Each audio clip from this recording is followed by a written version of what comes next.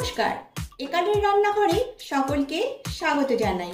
আমি আজকে মাছের ডিমের একটি রেসিপি তৈরি করে দেখাবো। সেটা হলো মাছের ডিমের চচ্চড়ি। গরম গরম ভাতের সঙ্গে এই চচ্চড়ি খেতে ভীষণই ভালো লাগে। তাহলে আর দেরি না করে রেসিপিটি শুরু করা যাক। রেসিপিটি ভালো লাগলে লাইক, শেয়ার ও কমেন্ট করবেন আর আমার চ্যানেলটিকে সাবস্ক্রাইব করবেন। মাছের ডিমের চচ্চড়ি করবার জন্য আমি এখানে 200 গ্রাম কাতলা মাছের ডিম নিয়েছি আর এই ডিমটাকে সামান্য নুন হলুদ মাখিয়ে নিয়েছি।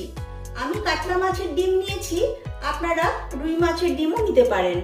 প্রথমে গ্যাসে একটা প্যান বসিয়ে তাতে নিয়ে নিয়েছি 3 টেবিল চামচ সর্ষের তেল। তেলটা ভালোভাবে গরম হয়ে গেছে। এবারে আমি একটা বড় সাইজের আলু ছোট ছোট টুকরো করে কেটে নিয়েছি। এই আলুগুলোকে ভেজে নেব। আলু ভাজার জন্য দিচ্ছি সামান্য লবণ, সামান্য হলুদ গুঁড়ো। এখন এই আলুগুলোকে ভেজে নেব। আলুগুলো যেহেতু ছোট ছোট টুকরো করে কেটে নিয়েছি, তাই আলুগুলো ভাজতে বেশি সময় লাগবে না। আলু ভাজা হয়ে গেছে, এবারে তুলে নিচ্ছি।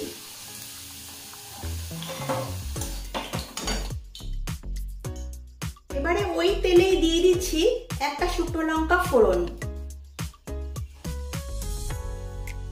তেলে শুকনো লঙ্কা একটু নেড়ে চেড়ে নিয়েছি। এখন দিচ্ছি একটা বড় সাইজের কুচনো পেঁয়াজ। এবার পেঁয়াজটাকে একটু নেড়ে চেড়ে নিচ্ছি। পেঁয়াজ তেলে একটু ভেজে নিয়েছি। এখন দিয়ে দিচ্ছি 7-8টা কুচনো রসুন। দিচ্ছি 1 চামচ গ্রেট করা আদা।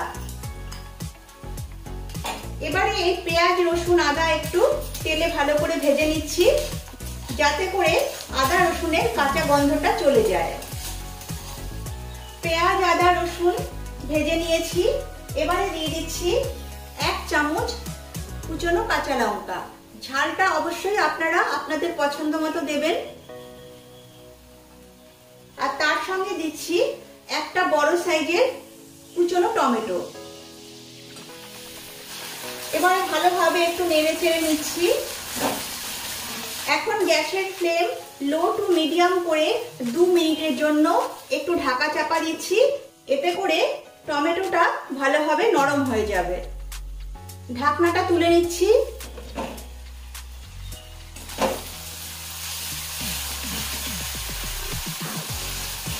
ঢাকা দেওয়ার ফলে টমেটোটা বেশ ভালোভাবে নরম হয়ে গেছে। এবারে এতে কিছু মশলা অ্যাড করব। দিচ্ছি 1/2 চামচ জিরে গুঁড়ো, 1/2 চামচ ধনে গুঁড়ো, আর কালারের জন্য দিচ্ছি 1/2 চামচ কাশ্মীরি লাল লঙ্কার গুঁড়ো। দিচ্ছি স্বাদ মতো লবণ। লবণটা বুঝে ব্যবহার করতে হবে, যেহেতু আমি মাছের ডিমে নুন হলুদ মাখিয়ে রেখেছিলাম। দিচ্ছি হলুদ গুঁড়ো। দিচ্ছি সামান্য জল, যাতে করে মশলাগুলো কষানোর সময় মশলাগুলো পুড়ে না যায়। এবারে এই সমস্ত মশলা ভালোভাবে কষিয়ে নেব।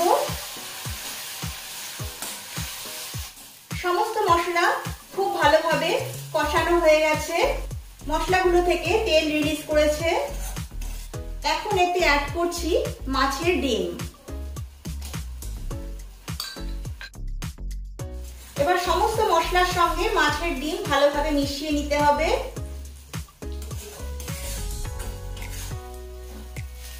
এই মাছের ডিমগুলোকে একটু সময় নিয়ে ভেজে নিতে হবে।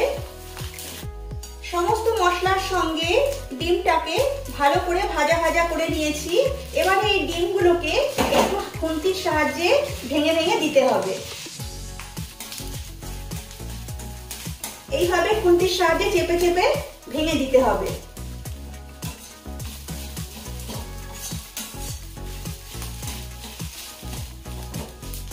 ডিমগুলোকে খুব ভালোভাবে ভেঙে নিয়েছি। এটা যেহেতু মাছের ডিমের চচ্চড়ি, তাই এতে একটু জল অ্যাড করতে হবে। আমি চায়ের কাপের 1 কাপ জল অ্যাড করছি। এবারে সবকিছু ভালোভাবে নেড়ে চেড়ে মিশিয়ে নিচ্ছি।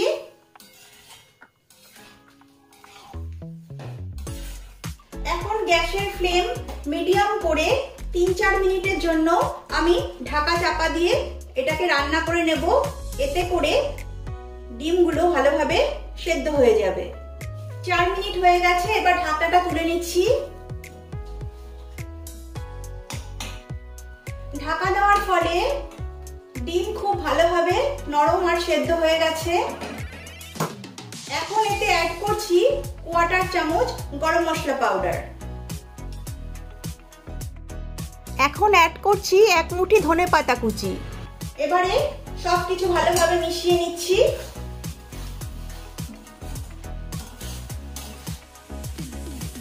ধনেপাতা দিয়ে একটু নেড়ে চেড়ে নিয়েছি। এবারে সব শেষে অ্যাড করছি ভেজে রাখা আলু।